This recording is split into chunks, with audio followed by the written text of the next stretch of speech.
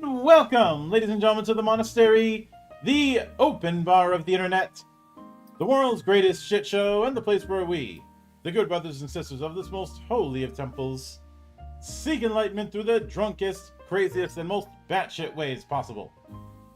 I am your one and only gaming monk, better known as Mildra, and with me I have a returning good brother to the temple, previously here for the original incarnation of Enclave, now back with Aspirant, or Aspirant, depending on who you ask. The one and only Robby Howell. How you doing today, man? It is a pleasure to be back, Mildra. Thank you so much for having me. Kind of weird being back here after all these years, and with the same game, no less, though with a substantial set of upgrades. Yeah. The last time we did this was about 2 years ago. Yep.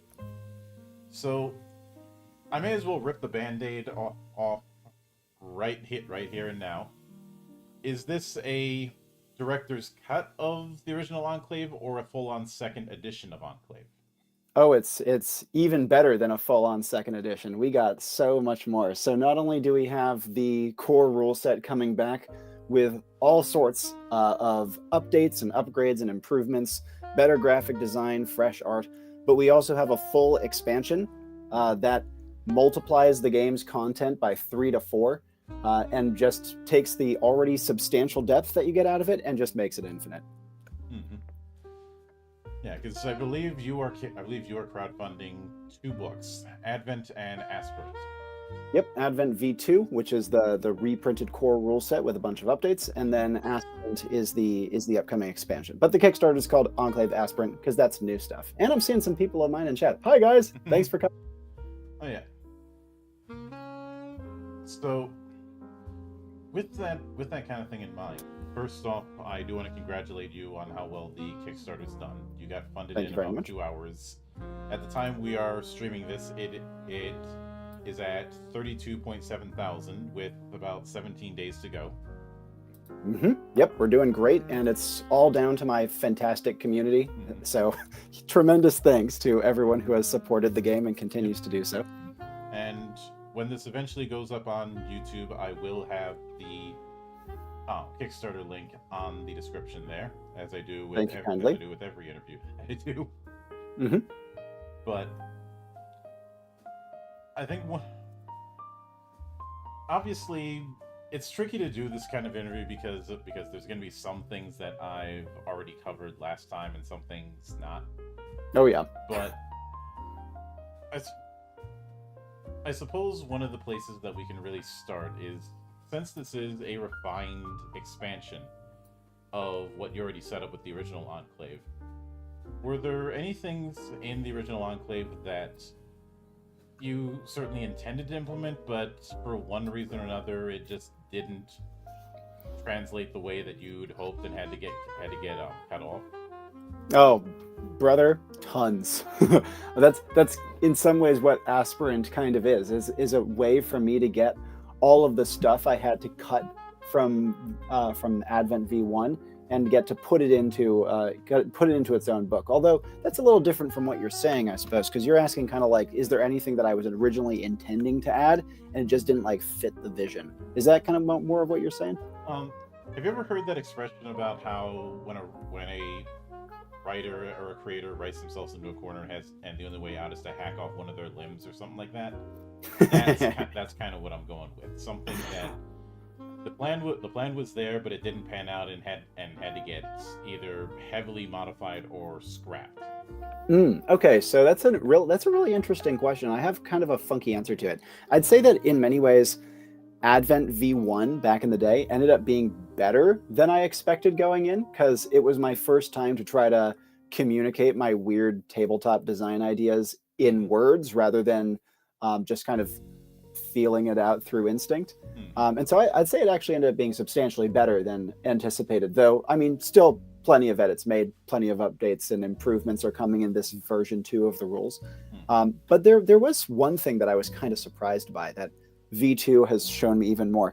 When I was coming into Advent V1, something I fully expected needing to do is put in tons and tons of pre-constructed content, example scenarios, example settings, giving people an idea of like what you can do with the game, and because it's setting agnostic and you can bring all sorts of crazy stuff to it. And that can be a lot for some people. So I was fully expecting that I'd need to give people more to work with. And not only did that not end up being the case, really, and I ended up cutting a lot of that for the V1 publishing just because in blind playtests, people were saying, yeah, I never used it. But not only that, in V2 of Advent, I'm cutting even more of it.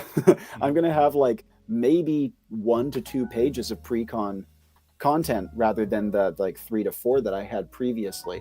And a lot of that comes down to the fact that no one used it, even the small amount. There was a tiny fraction of people who used it. And so what I'm doing instead is making a separate world building supplement PDF that the people who want can have. And it'll be nice and cheap, and we'll give a bunch of cool flavor and color and texture for the people who would like to work with something pre-created rather than making their own. Yeah, which I can certainly understand that, since for one, analysis paralysis will always be a thing. you can reduce it, but you can't fully get rid of it. Mm-hmm. And when you are giving people what's effectively a blank check, it's for a lot of people, they're going to value having some sort of guideline, some sort of, for lack of a better term, spine to build the rest of the body. All the guts, all the veins, all the skin, and all of that. We've done anatomy classes at least once in our lives. Yeah. No, totally. And I'd say that in Enclave in particular, it can be kind of intimidating when you first hear about it, because not only are we genre agnostic in Enclave, but we really strongly encourage, you don't have to, but we strongly encourage that people play in a different setting every time. Mm-hmm. And a lot of people hear that and are like, oh God, I got to do like fucking 6 hours of prep every time. No. Quite the opposite, in fact. We strongly encourage this very kind of fast, choppy, improv-heavy approach to world building that ends up making some awesome stuff and is really a lot easier to get into than people expect when they first start it. But it's scary to hear from the outside. And so I kind of expected that to turn off more people and that more people would want this. But it ended up just not being as bad as I anticipated. And having it as an optional supplement just feels like a cleaner solution. Yeah, let me spin that on you. Yeah. Obviously, people are going to be coming at this from multiple levels of experience, but Oh, yeah. In your opinion, have people had an easier time getting into what Enclave is trying to be when they don't have a lot of tabletop experience, or when they do? Or excellent question. Really been a significant enough difference? I would argue there's strengths to both. On the one hand, people who have tabletop experience, when you say to them, okay, Enclave's a diceless tabletop role-playing game, they can kind of conceive of what that would look like, and typically will only be turned off if they're huge fans of dice, or even big fans of dice. Because, diceless can be kind of a polarizing thing in the tabletop space. And we really commit hard to it. Like, we have no randomization elements at all, or no arbitration elements that come down to math and metrics. Mm-hmm. And that is something that scares a lot of conventional tabletop players, or at least is kind of off-putting to them. Maybe scared isn't the right word. And so even though they can come in with a frame of reference, even when they come in and they're excited to try, they sometimes have to unlearn like a lot of their old habits, and a lot of what they're used to. Whereas people who come in fresh, they do have the issue of they don't have kind of a frame of reference for what to expect. But once they get into a flow of it, they knock it out of the damn park. And as Varain puts in chat, who's from the server and who is a wonderful conduit and a wonderful player, those that already play other diceless games take to Enclave really well. And admittedly, there's not a ton. The most standout, of course, being Amber, the classic, I believe, 91 game, Amber. Here in the monastery, I'm no stranger to diceless games or games that use alternative resolution outside of dice. Oh yeah. I've run ones that use cards. I've run runs that use a Jenga tower. Oh yeah, the classic. Dread is a very cool game. Which, on one hand, it's certainly apropos to use a Jenga tower for a game called Dread. On the other hand, I firmly believe that that late game Jenga should be considered a form of torturing non-combatants.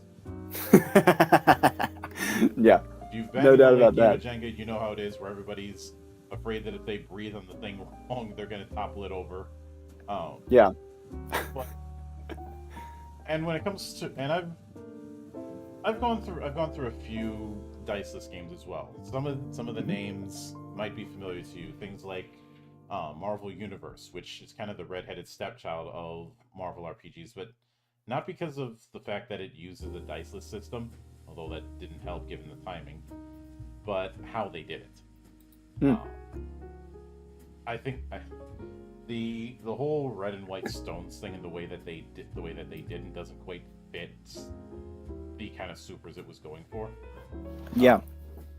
That, and it came out right around the time of the Marvel bankruptcy drama, that long legal case that resulted in a 5-front open hostility slap fight in courts, um, and one of the rare cases of a court judge getting legitimately angry, which you never want to see. Yeah. But there's been that. Obviously, Amber, things like Gossamer and Shadow. Yep. Which I believe, correct me if I'm wrong, I believe that is heavily inspired by Amber. It very much is. First edition Big Eye Small Mouth was also very much inspired by Amber. I have that on Word of God. And things like Xenoscape over in Italy, which is a very fascinating post-human setting. Some people have called it a post-apocalypse. I don't think that's accurate. It is a post-apocalypse.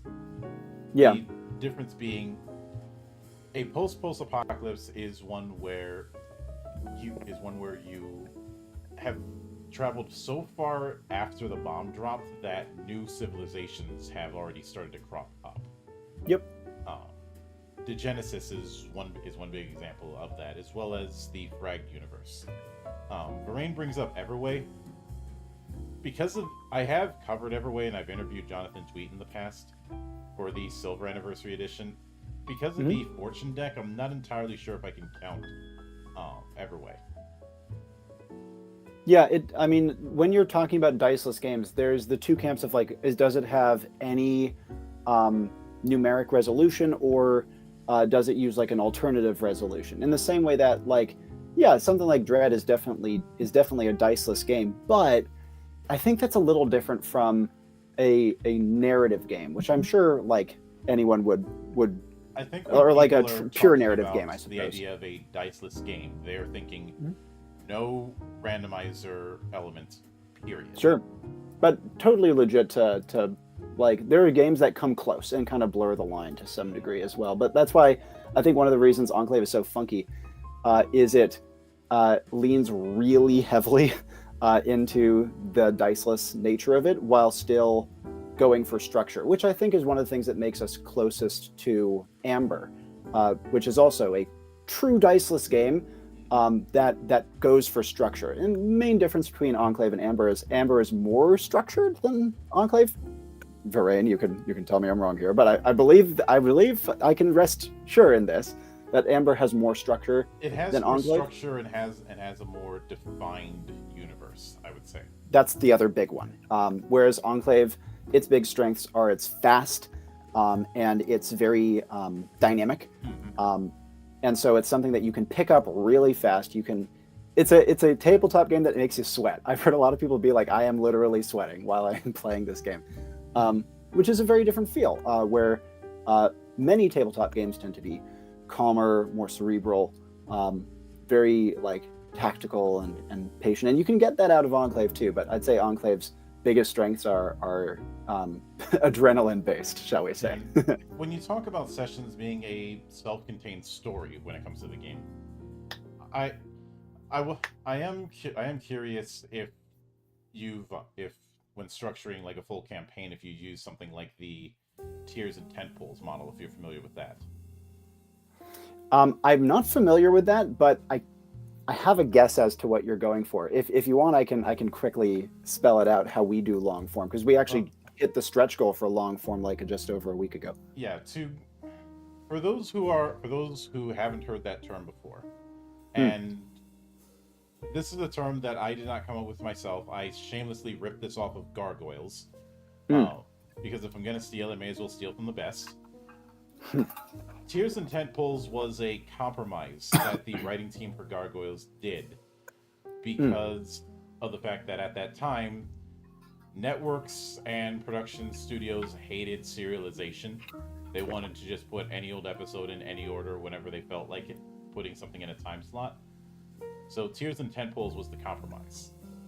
You have these particular episodes that can be put in any order, but only between these specific landmark episodes. Yeah, I know what you mean. I can.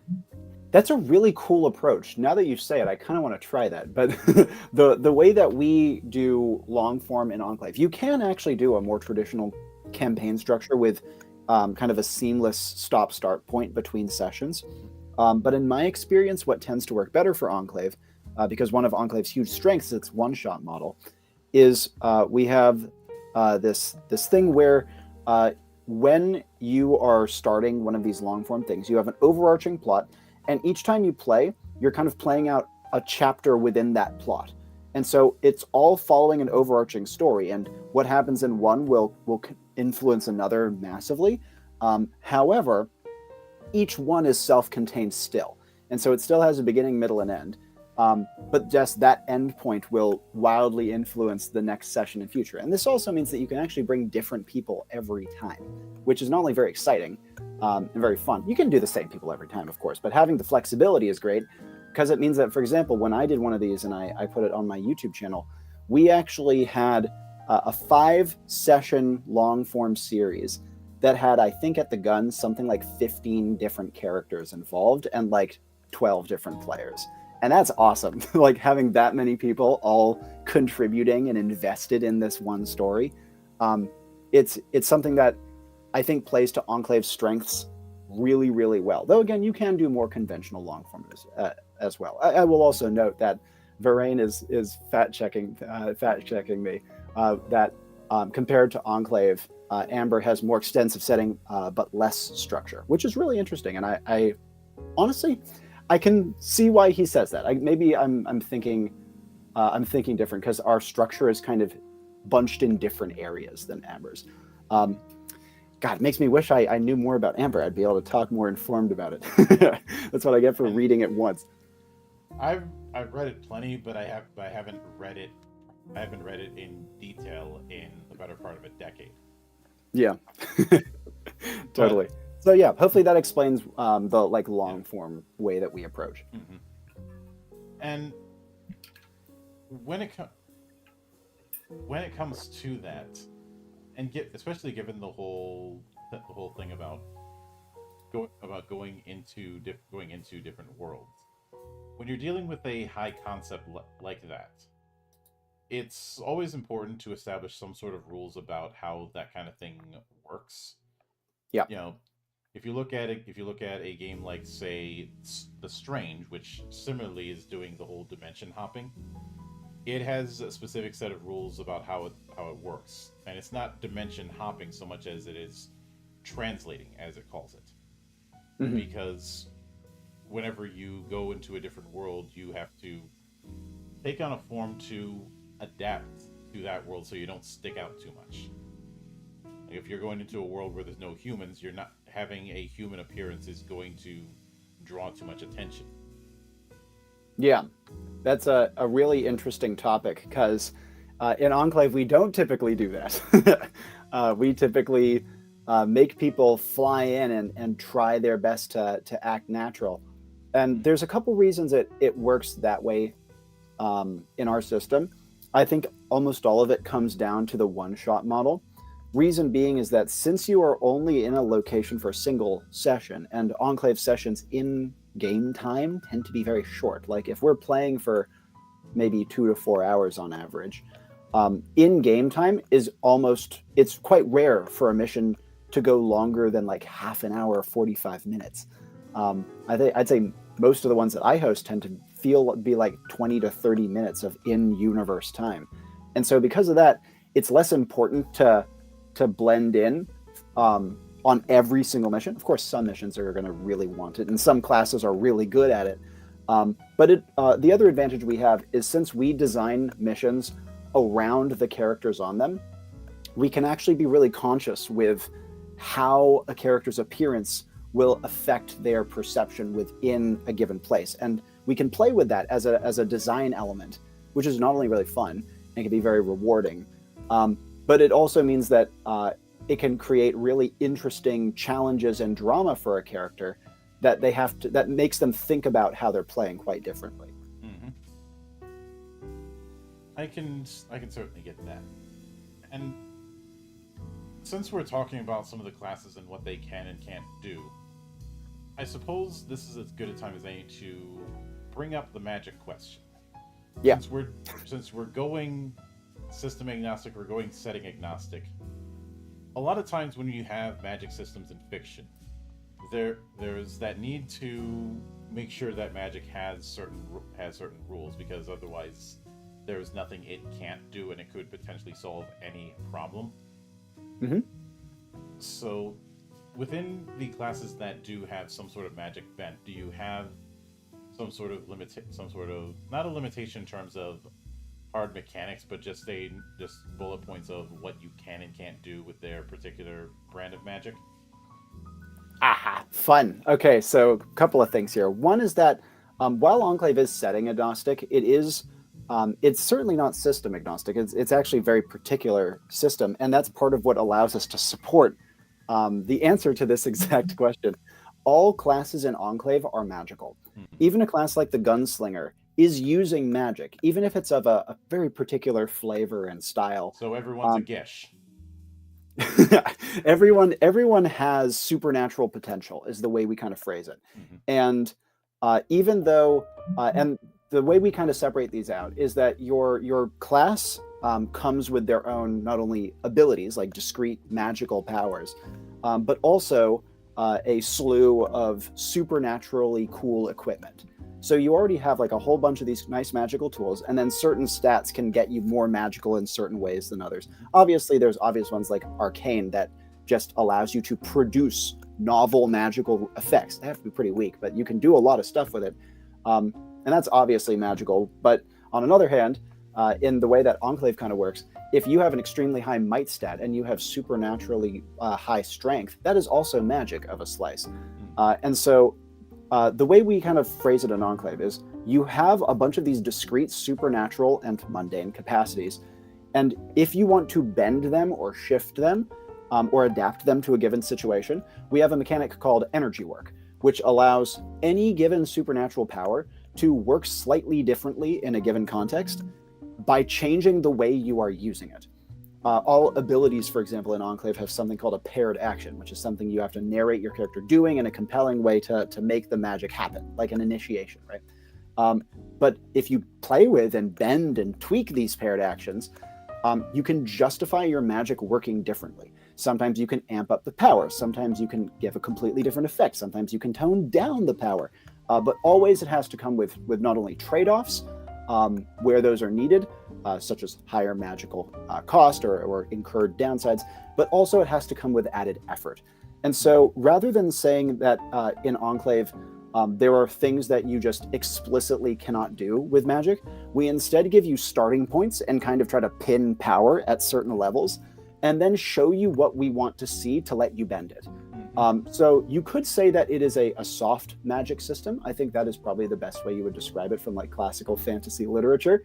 But it's a soft magic system that very deliberately wants to see input to get output, even if what that input looks like can be very, very different. All right, I can certainly get that, and I did have to make the Gish remark because, well, in a lot of fantasy games, that particular fantasy is one that is frequently brought up, but also, depending on the system used, an absolute nightmare to implement. At the best of times and the worst of times, it feels like you are walking a tightrope or spinning plates while Saber Dance is playing. Oh yeah, it can be very annoying if it's unfocused. That's why with Enclave we try to all tie it back into these grounding points, wherein, say you're a gunslinger, for example, and you want to energy work your ability Trick Shot, which allows you to bounce a projectile off of something.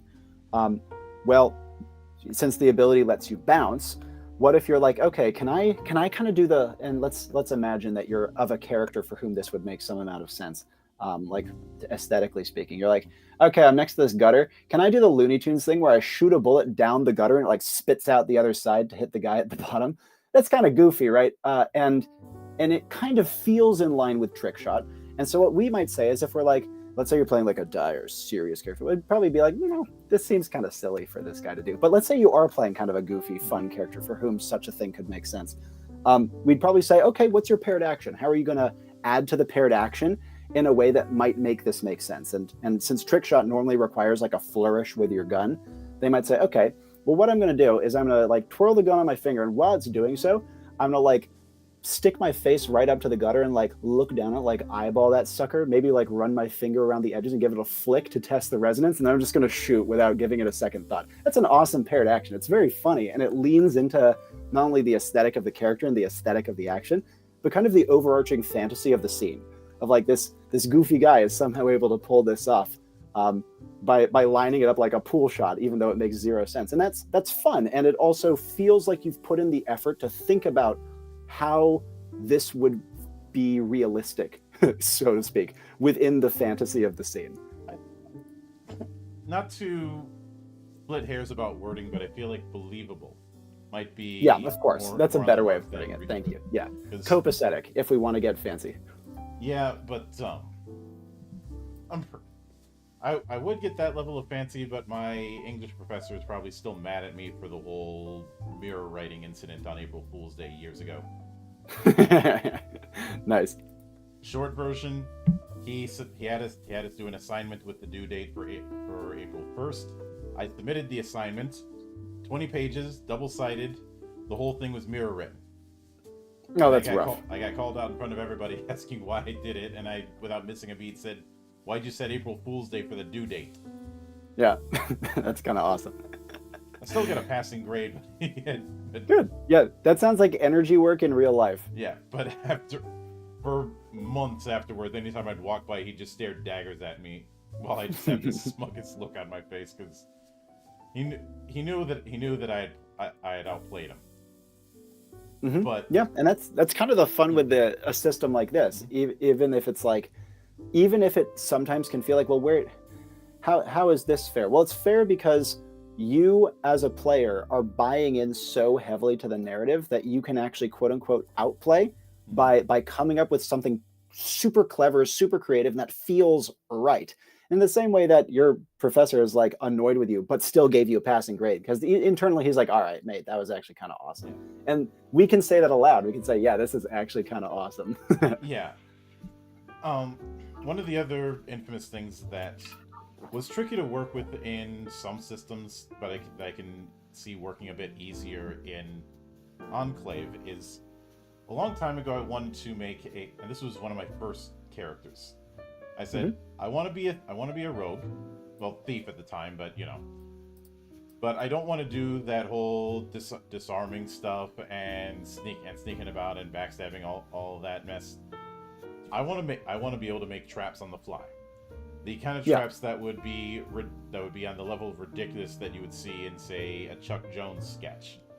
The guy who's the godfather of Looney Tunes, and yeah. One of those traps was the infamous up button. It is a very simple setup. You set a rune trap on the ground.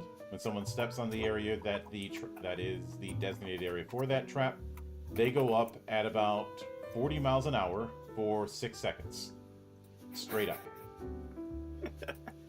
That's hence the name, the up button. You step on the thing, you go up. Full stop. We end up at the end of the campaign. We're up against a dragon in a cave lined with adamantite.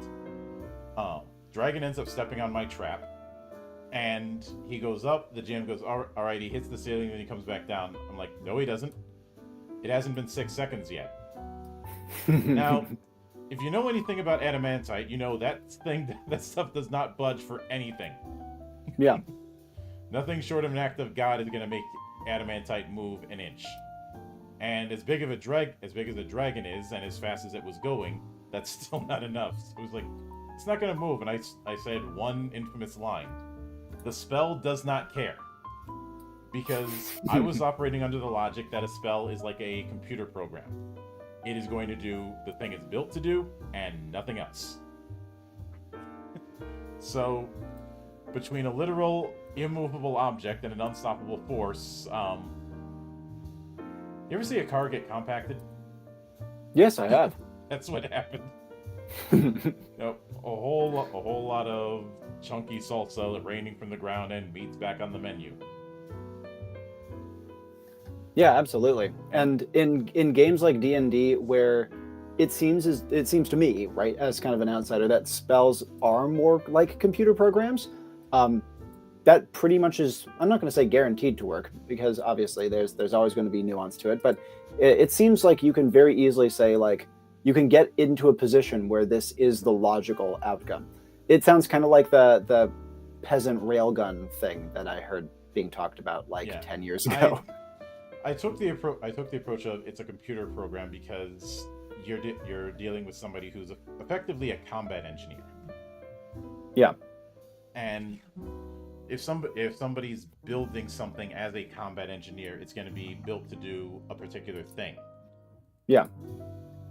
The fact that it's using magic doesn't change the fact that he's still operating like a combat engineer. Mm-hmm. It doesn't matter if they're using machinery to make that bridge builder or they're using a spell. They're using a spell to do it. It's still the same thing at the end of the day. Yeah. And I do feel that based on how you described it, I'd have an easier time conjuring up the up button in Enclave than I might have in something like D&D, where they want to be very particular about this one type of magic system, which they want to play halfsies about how it actually works, but that's another story. Yeah, absolutely. So with Enclave, what you would want to do is you would want to start with a hook. You'd want to start with either a magical effect that your energy working that's similar enough to get something like that out of, or you'd want to be starting with maybe you're interacting with a funky magic you find in the middle of a mission, or let's say you just have like an absolutely fucking whack arcane stat. You're just trying to make it out of nothing. So you come from that starting point. And if you have a compelling one and you have a good character reason, good character moment it fits in, you can easily make something like that work. But the fun trick to it is that even when you find cool stuff like that works, it's very hard to cheese in Enclave. So for example, let's say you have the dragon scenario you just mentioned, and you, the player, are like, all right, I got an idea. And you pull that off as the first move of the entire mission, right? You're like, don't worry, guys, I can handle this in one.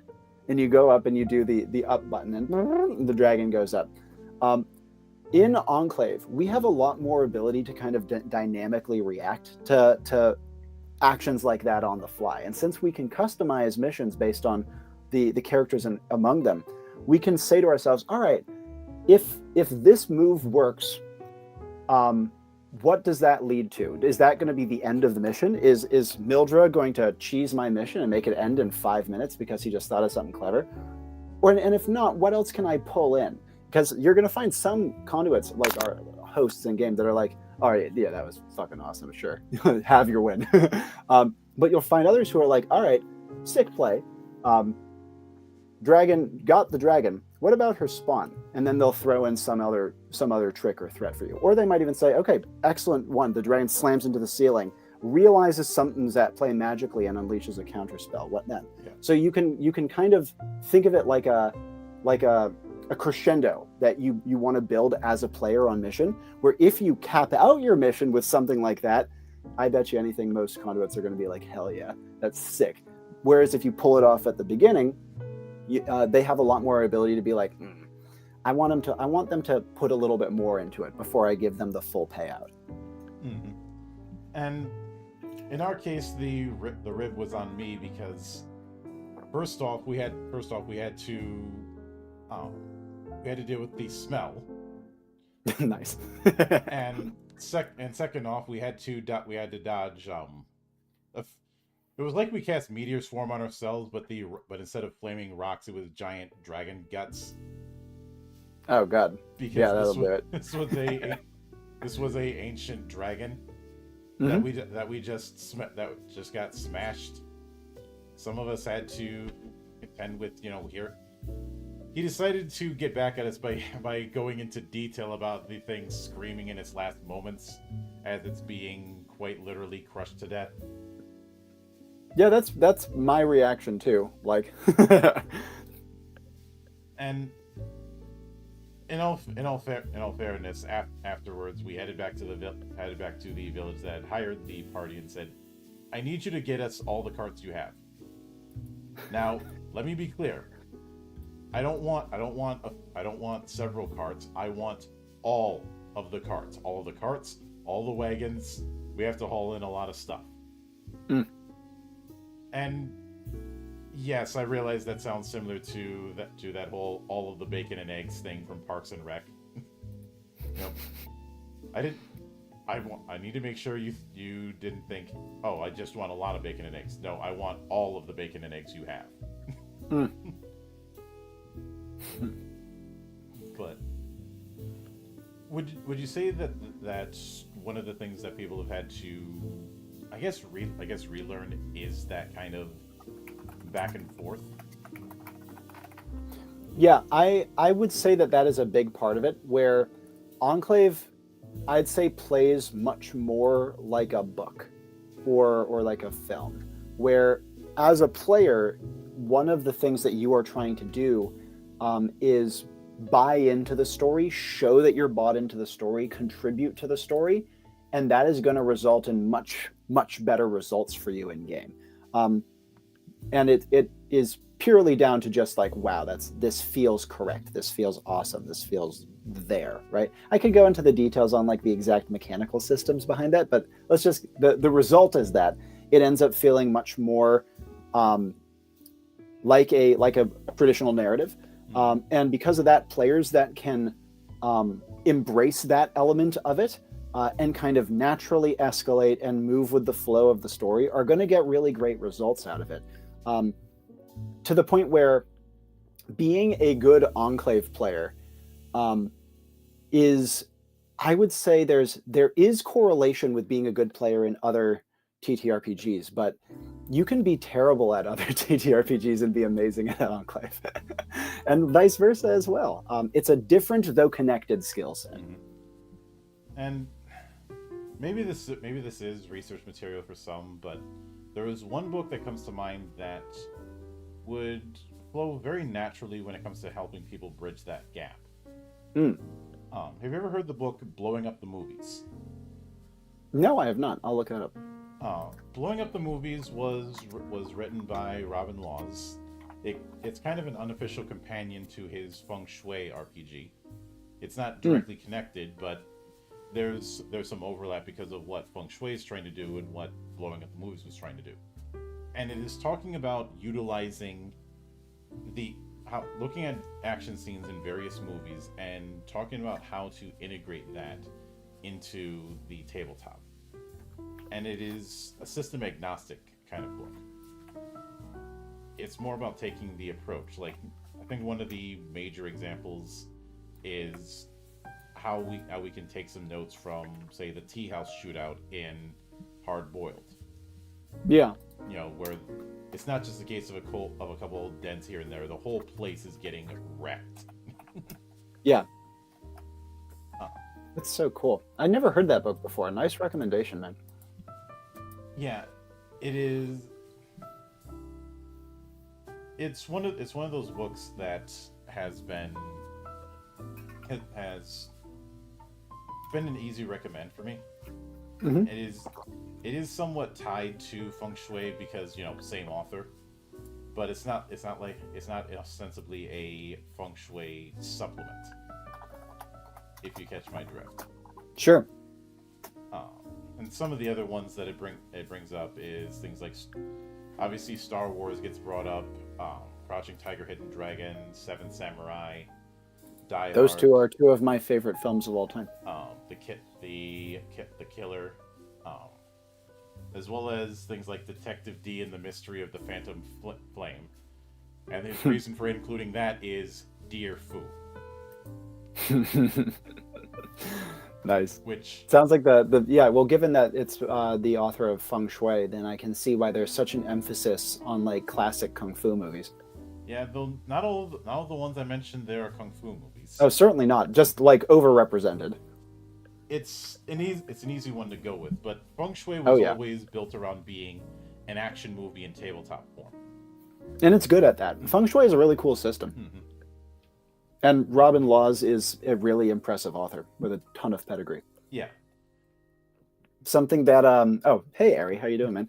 Something that Janine said in chat is The narrative-driven nature of Enclave lends itself to a lot of immersion.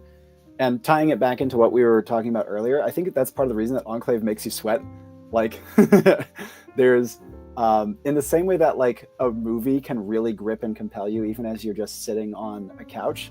I find Enclave is the same, except that like you're obviously you're doing more. You're in the movie, so to speak, and you feel it. Like it'll make you stand up. It'll make you move around, and I think that's one of the things that makes it, I guess kind of sets it apart is how much it pushes people to their feet, so to speak.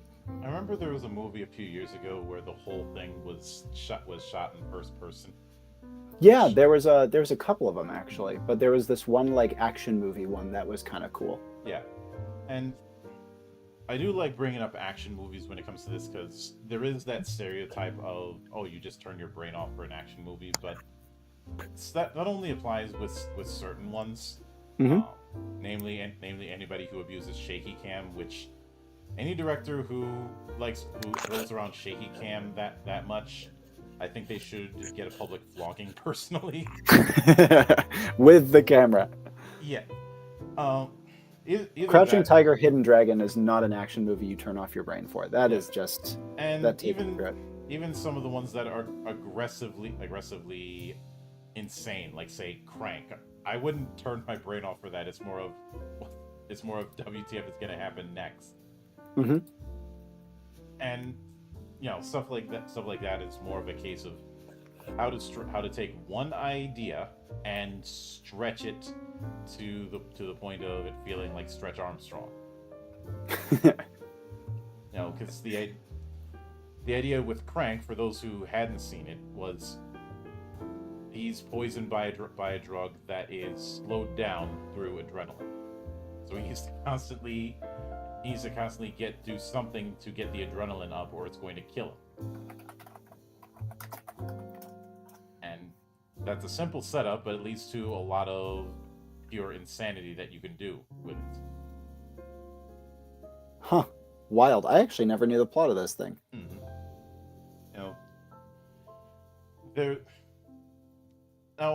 Now, going back to the whole classes thing at first, I am curious if there was an early draft where you didn't go classes, or were classes always the plan? That's a great question too. It's one of those things where I've had people say, well, Enclave is so open, Robby. Why do you have classes? That feels like kind of a buzzkill. I was here for full freeform. And the fact of the matter is I've done freeform games before.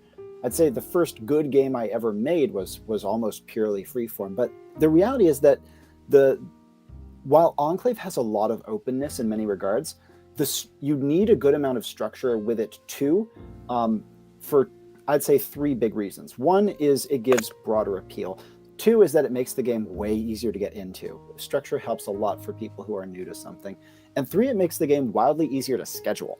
And I'd say that's like the single biggest surprise selling point that Enclave has had, is just how easy it is to schedule in comparison to other TTRPGs. And things like classes help with that. It means that when you're creating a character, you can be like, oh, what do I want to go with? Oh, that seems cool. Let's start with that. And then obviously, as you progress the character, you can differentiate it and take it in different directions. Way back in Enclave's earliest pre-alpha, the game that was of greatest inspiration to me was, of all damn things, Diablo 2. And that is a very class-driven game, as I'd imagine you know. Obviously, the game has evolved wildly from that, but I found that having classes helps a lot, both for giving people an idea of what sort of characters they can go with, giving them a place to start, help with decision paralysis, yada, yada, yada. But even better, for some of our like more open-ended magic things, like energy work, like I told you about, it's really useful, if not essential, to have a starting point that you can pin the power level to and work off of.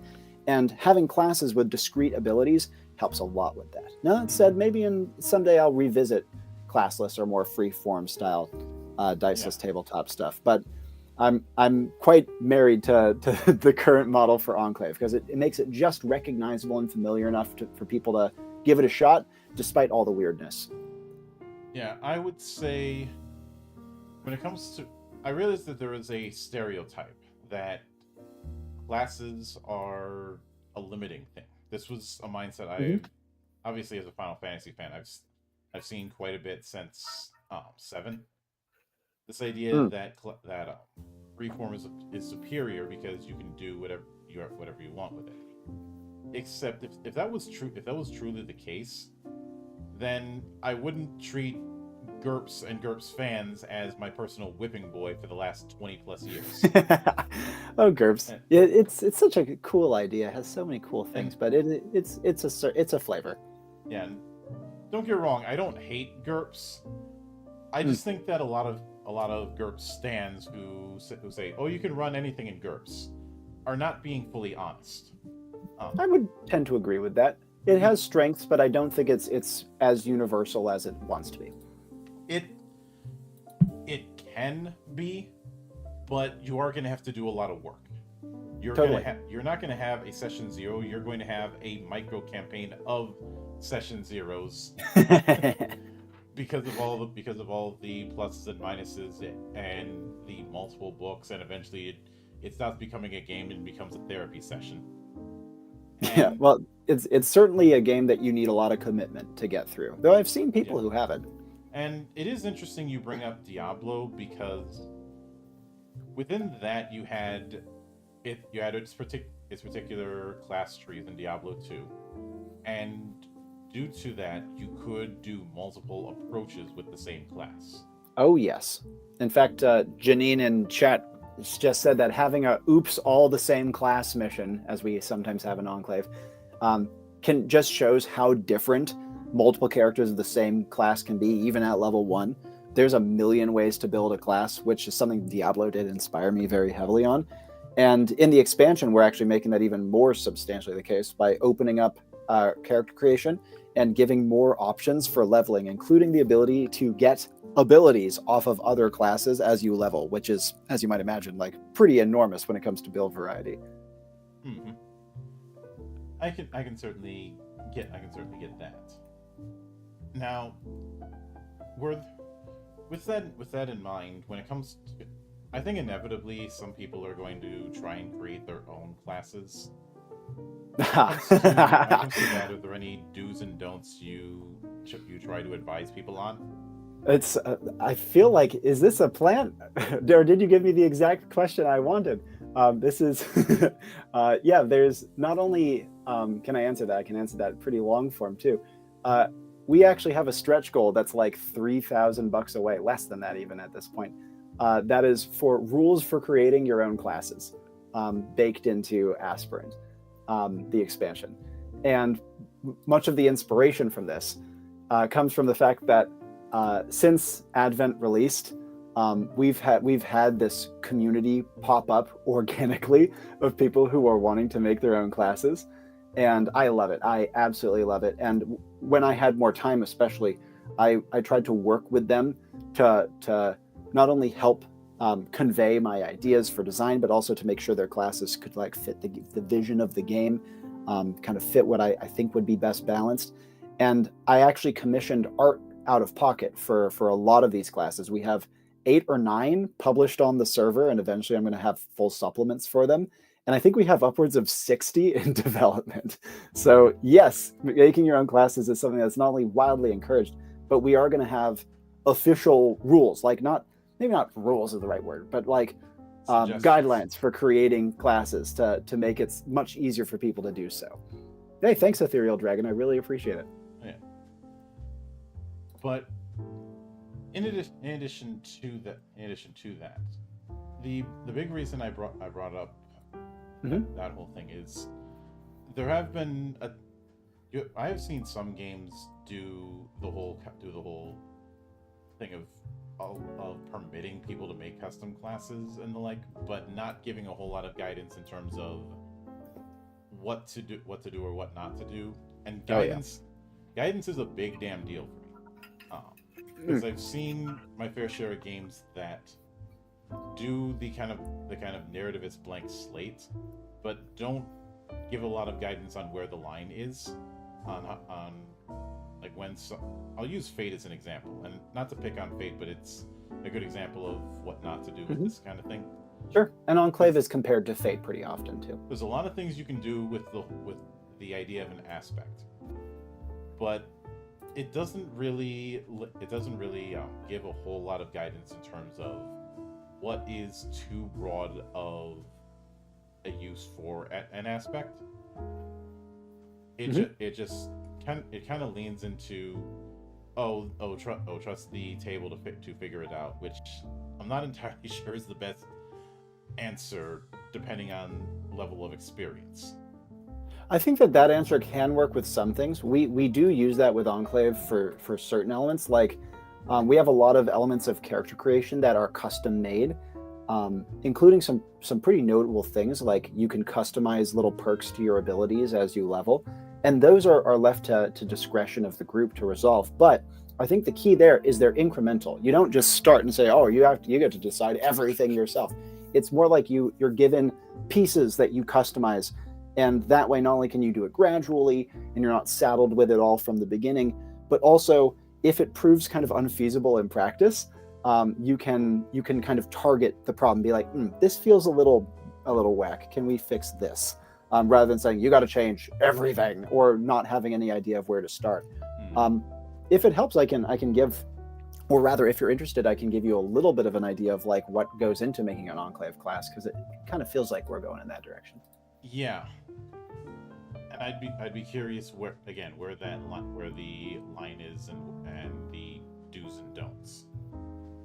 Yeah, totally. So there are a few, like I'd say, absolute don'ts in class design, which is like you might say, oh, in Enclave there are absolute don'ts. Yeah, there are, and they're the sort of things that I'd say maybe if you get extremely experienced at the game, you can start kind of experimenting with breaking these rules, but I would strongly recommend them. As an example, one of the things that I'd strongly recommend people never doing is farming effects, namely something that gives you a permanent power boost that carries over between missions and is independent of leveling. So for example, having like an ability where if you kill 10 enemies with this ability, you get a permanent like stat bonus or something. No, never do that. That's a terrible idea. So there's a few rules of thumb like that, which are typically pretty easy to bash out. Mm-hmm.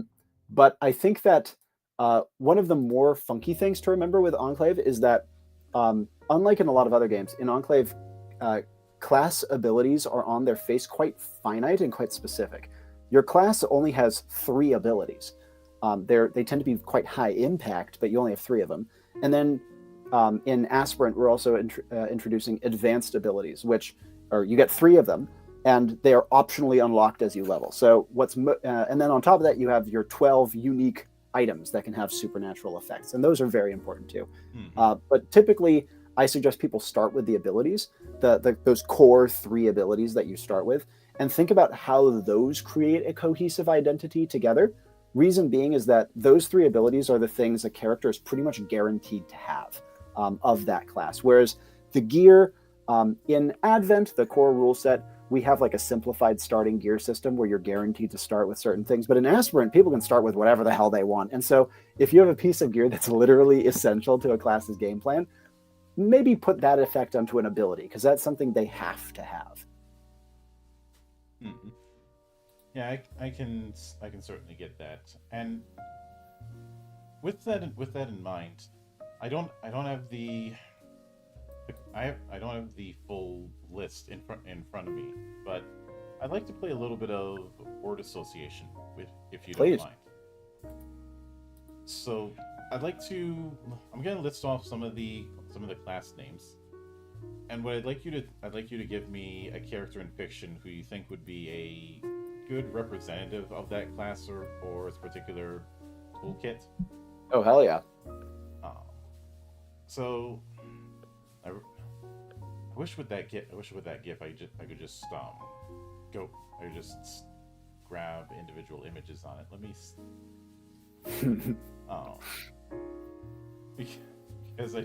because of how fast the thing is going. But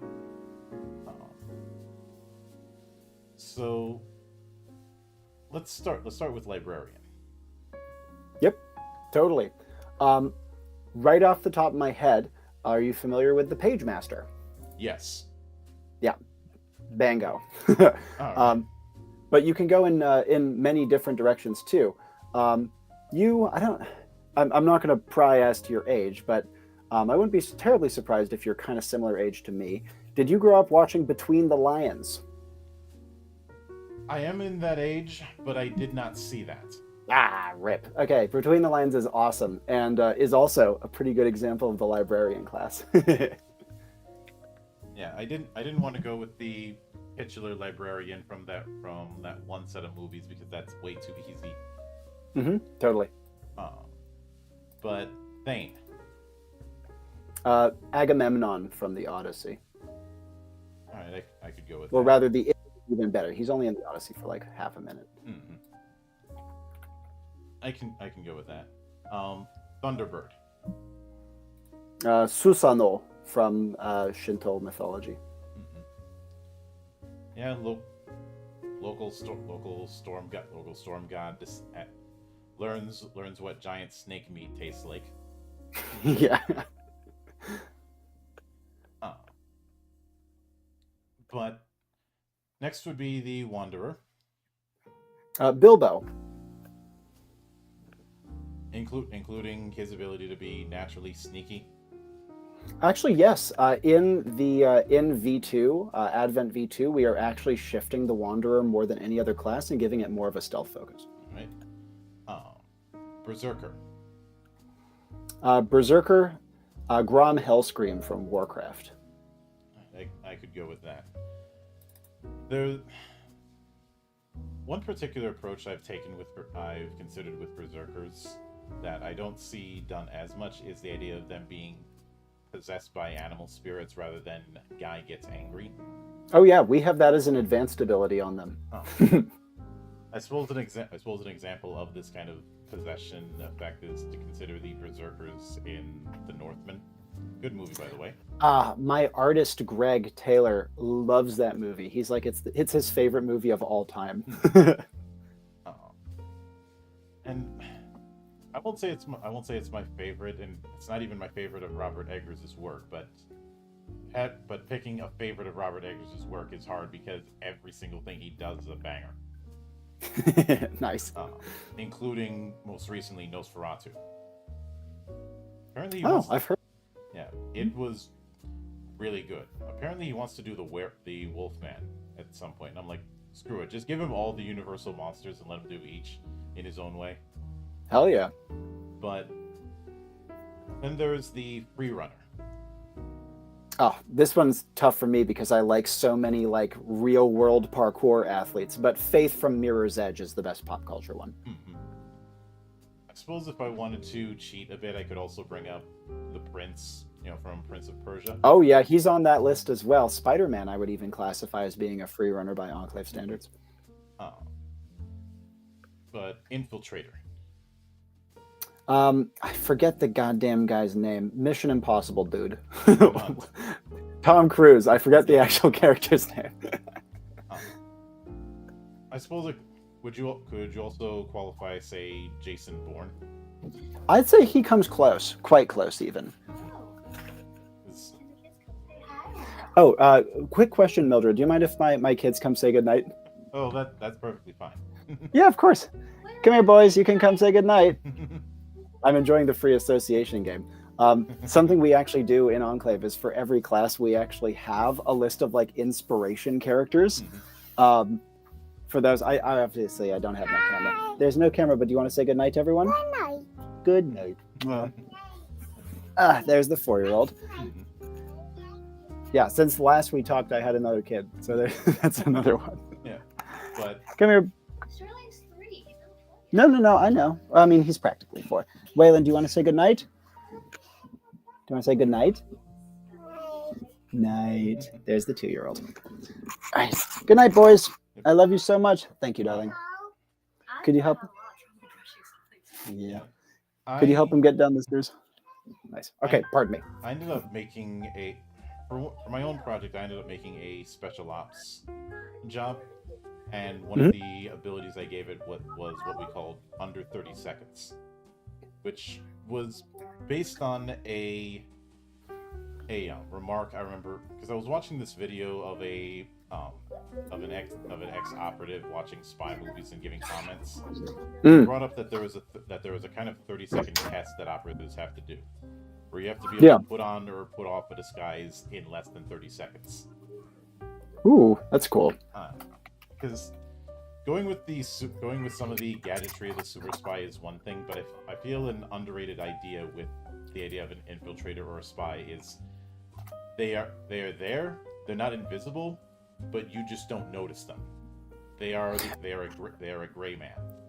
Absolutely. Something the infiltrator has, they have an ability called identity theft, which is about taking on very convincing disguises after getting rid of someone. Yeah. And so it's not, they do have I think they do have only one true invisibility. They have a signature item, the stiletto, where if you kill someone with it, it gives you brief invisibility, a la the spy from TF2. But that's again kind of hard to activate. Whereas identity theft is a far more reliable stealth effect, but also, like you say, it's not invisibility; it's blending in. Mm-hmm. Yeah. That line from Ocean's 11 of he's got to like you and then forget you the moment he doesn't see you is apropos. Yeah. But I suppose the next one that I'd want to ask on is the Samaritan. Oh, the Samaritans are a really cool one. Now, this is another one where there's a lot of great, real life examples. Mm-hmm. I'm sure you could point to dozens, but I'd say one of the most iconic pop culture ones would be Mercy from TF2 Overwatch. Mm-hmm. If you want to be screwed up in a way, you could probably also put in the medic. Yeah, it's kind of in that direction. I think another great example for the Samaritan is Nurse Joy from Pokemon, because the Samaritan is like a healing class, right? But it also plays a lot with the idea of charity and either being a good person or having a good image, like one of the two. Yeah. And when it comes to the vessel, like when I think of vessel, I'm thinking of somebody who is either a willing or unwilling agent of some sort of supernatural influence. Yeah, the vessel is playing with the trope of a dangerous or evil entity sealed away in a human. Mm-hmm. So you could play it willing, you could play it unwilling, but they're kind of the container for this powerful force. And for a grounding character, there's this one's actually pretty easy. I'd say Raven from Teen Titans / DC is probably the best example from my money. But another Raven very one, Jason Blood would be another. Although Jason Blood's kind of an inversion of that. Tia Dalma from Pirates of the Caribbean. And also, and this might be a bit of a stretch, Moon Knight. Man, I don't know the character well, but I wouldn't be surprised if someone mentioned him to me as well. Another knight that this would fit for is the Hollow Knight from the game, like the final boss, the Hollow Knight. Yeah. He's very much in this direction. But the reason I bring up, I suppose I could also bring up things like Spawn or Guyver, but as well as the Venom symbiote. But the reason I bring up Moon Knight is he is an avatar of Khonshu, the Egyptian god of the moon in the Marvel universe. Nice. And in order to embody him, he ends up taking the multiple personalities that he does. But he is still on some level answerable, and it is part of the reason why he's completely nuts, and why Taskmaster is absolutely terrified of him. That, and the one time Taskmaster tried to kill him, his response was to drive a VTOL straight into the building where he was. It's like, this is the guy who copies other people's movesets, so his approach is to attack him with essentially a helicopter on steroids, as if to do the most literal case of parry this, you casual. Yeah, I was about to say.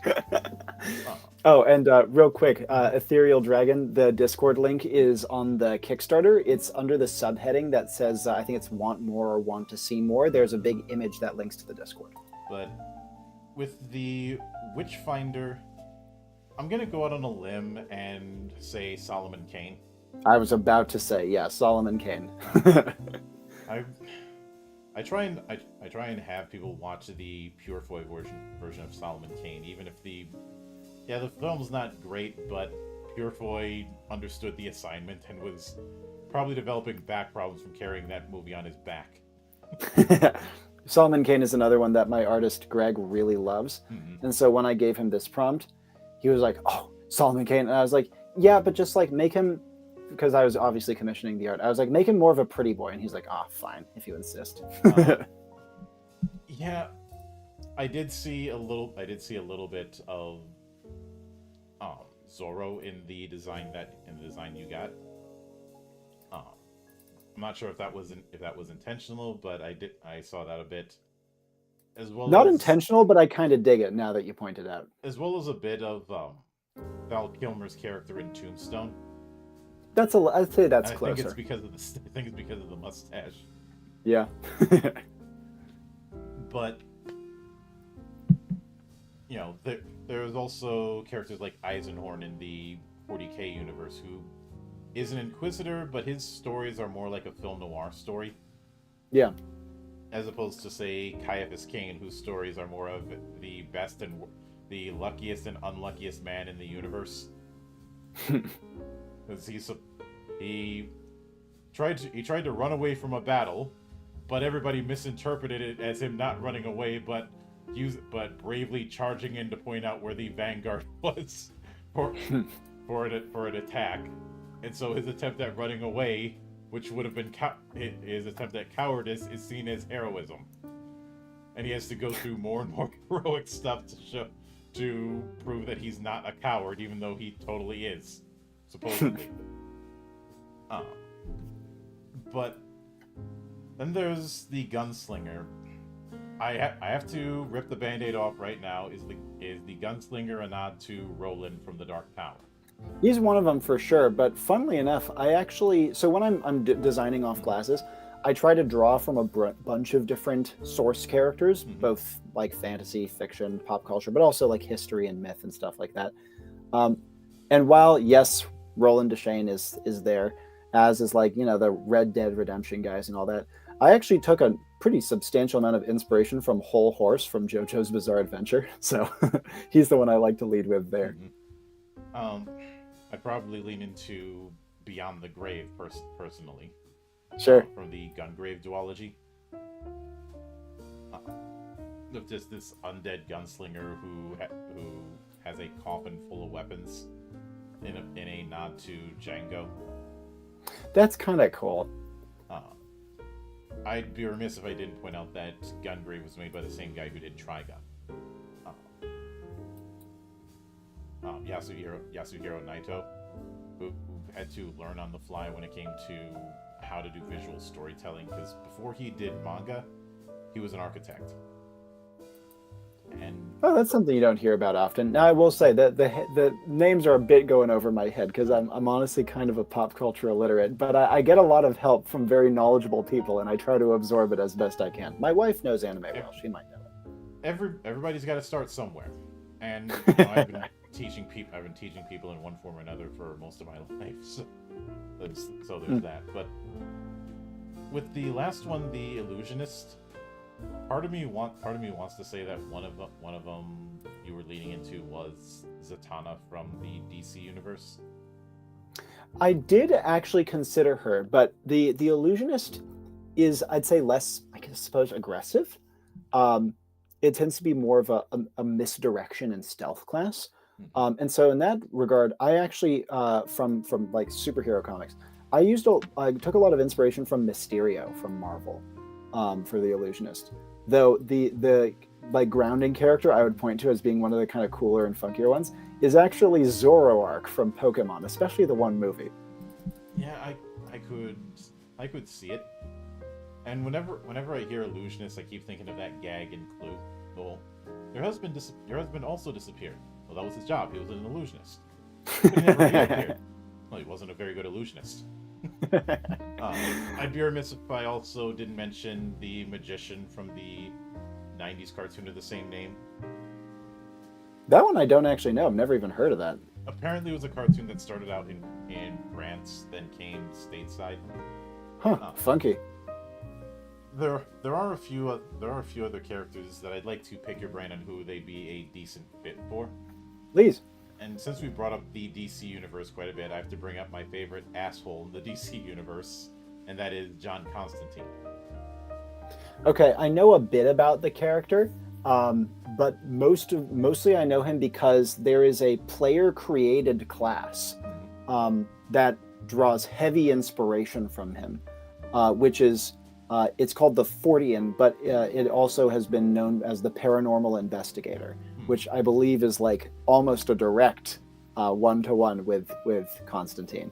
Though if you were to build him with like in just Advent and Aspirant without using any of the player-created supplement stuff, you would probably go with a Witchfinder and then like cross-tech into, I'm guessing, Librarian and maybe some Gunslinger stuff. Yeah, maybe, because part of the reason I call him my favorite asshole, because, well, he is kind of a dick. He is somebody who is at his heart is a massive adrenaline junkie, and always pushing things, whether it be through the time that he's been in the punk scene, in the UK punk scene, let me clarify, or his approach to magic, or his approach to exorcism. His whole thing of solving problems is more because he enjoys the adrenaline rush of confronting and overcoming demons with his wits and ways to bullshit his way out of situations, more than a more Samaritan approach. And more often than not, everybody has some kind of history with him, and most people can't stand him because, again, he's a dick. Sounds like he would do well with the Wanderer ability, Familiar Face, as well, which lets you establish a pre-existing relationship with an NPC. Yeah. In particular, Papa Midnight outright hates him, and the two of them have been frenemies anytime they're in the same room together. They'd probably be a very good team together if they could stop trying to kill each other. Totally. Something that's also of note about Enclave is that though we have these 12 classes in Advent Aspirant, we have player-created classes as well. I have plans for an enormous number of additional classes once Aspirant is out. I have just a lot of plans for Enclave going into the future, because one of the fun things about Enclave is it's a game that can support kind of an arbitrarily large number of classes, while still having all of them be completely unique in terms of how they play and how they feel and how they are. There's just an enormous amount of design space, which is fantastic for a designer like me who wants to just keep dumping more into it. So there's even for characters that don't quite fit with the classes we have, even if you really try to bend it, we have so many other ideas lined up. Like for the Kickstarter, we might get to one. I'd be surprised if we got to more than one, but I actually had stretch goals ready for 24 additional classes. And I have plans for many more besides that. Oh yeah. And I am curious about the 3 unique ones that are going to be crowdfund exclusive, and what sort of parallels would be there. Sure. The first being the Squire. I know some people will bring up Ramza in Final Fantasy Tactics, but but I feel like that's not the intent. Something more like Arthur in The Sword and the Stone. That would be a good one, but I'd say an even better one would be Robin, like from DC Universe. Robin, or any of the kind of apprentice characters, so even something like Kid Flash or any Padawan would do. Yeah. So yep, you can do a lot with that one. Probably also the Rookie from Halo Reach. That's actually a pretty solid note as well. Though the squire does have a bit more of a medieval lean, so I would be a little worried about that one for misleading people. But I think they like the idea is there for sure. Yeah. But they're basically the class equivalent of the new guy. It's that plus like someone who is drawing power from looking up to others. You know, a class that wants to be inspired and aspire to other people. Oh yeah. And so characters that can lean into that, they get it. They get there, and they can make really good stuff. It's a really fun class, very unconventional class. Yeah. The truant is described as a hunter of fairies. Oh yeah.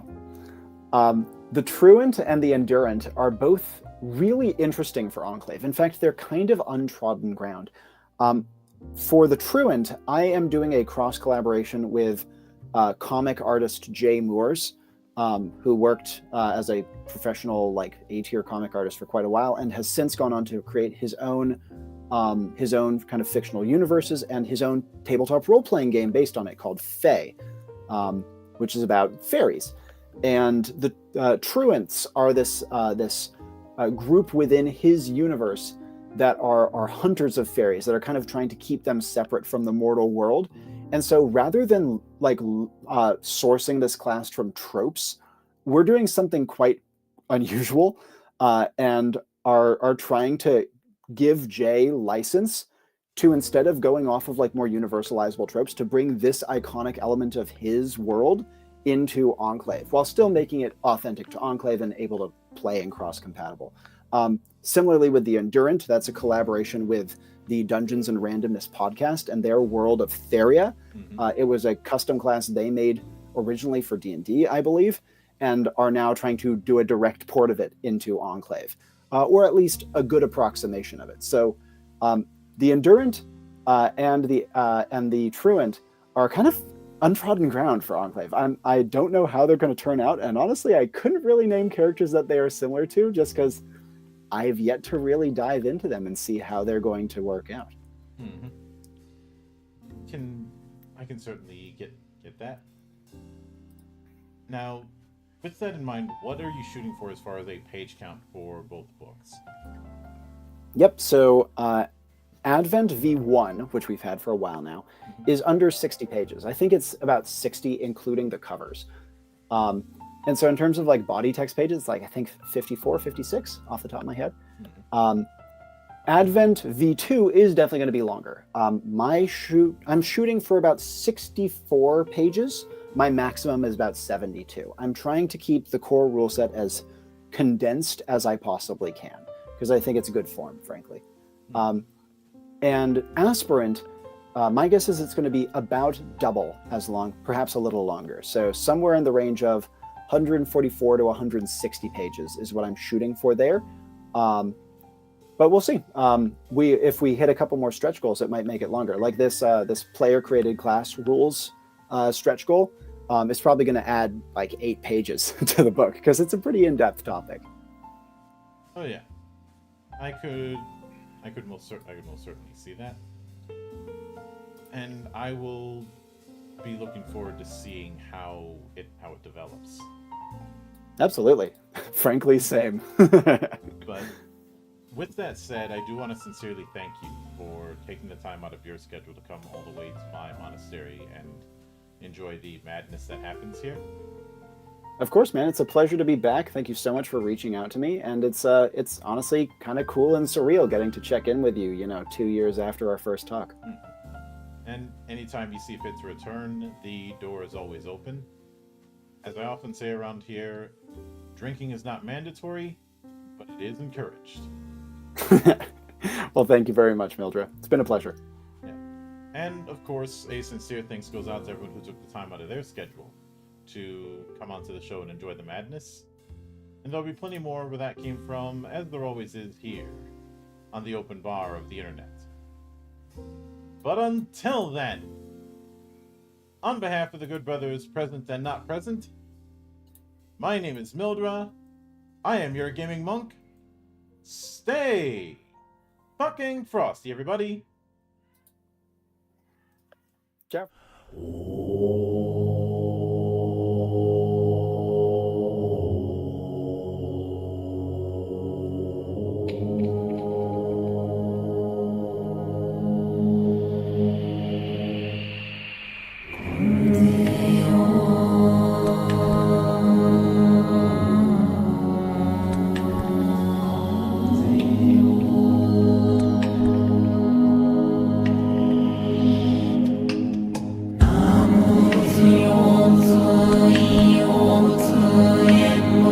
遅い上洛が上少年関税を忘年関税を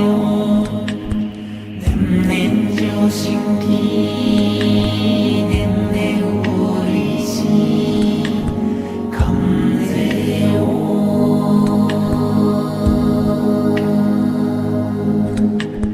多物物用物異用物演武放送上洛が上少年関税を忘年関税を年々上新規年々不利し関税を